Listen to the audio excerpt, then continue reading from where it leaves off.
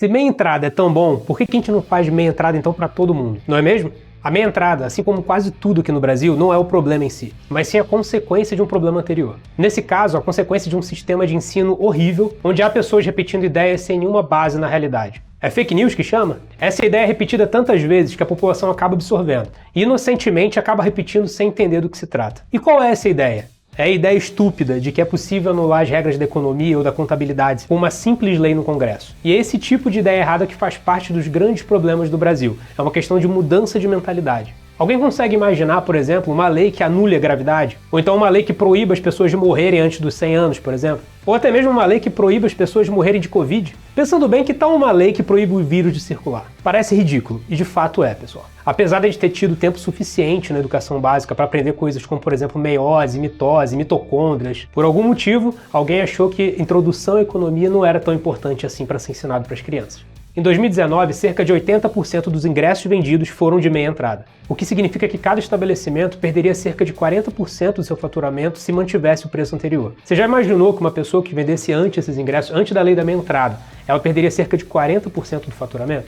Óbvio, se ela mantivesse o mesmo preço anterior. É difícil imaginar uma empresa com uma margem de lucro tão grande. Ou seja, se a empresa quisesse manter o mesmo preço, ela estaria pagando para trabalhar. A não ser que você queira tentar me convencer de que o empresário vai pagar para alguém se divertir, é óbvio, né? O preço vai aumentar. Mas agora, quanto que o preço desse ingresso de fato aumentou?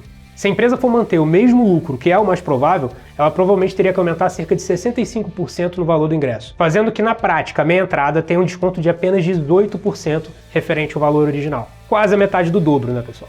Ah, mas no Brasil não funciona assim. Onde você viu que isso aconteceu? Os dados mostram que no Brasil o preço do ingresso é o mais caro do mundo em preço médio relativo. No futebol é o segundo mais caro. E aí algumas pessoas podem estar pensando, e nos outros países, será que eles têm meia entrada? Claro que não. O Brasil é o único lugar no mundo que tem essa lei idiota. E aí você deve estar pensando assim, ah, Rafael, mas tudo no Brasil é caro, não é só por causa dessa lei. Acontece, pessoal, que é óbvio, não é só essa lei que faz as coisas serem caras no Brasil. Em praticamente todos os setores da economia, existe pelo menos uma ou até mais leis que encarecem o preço final do produto. Por isso que essa mentalidade ela é tão perigosa. Ela estimula que o Brasil continue sendo esse país pobre e sem futuro.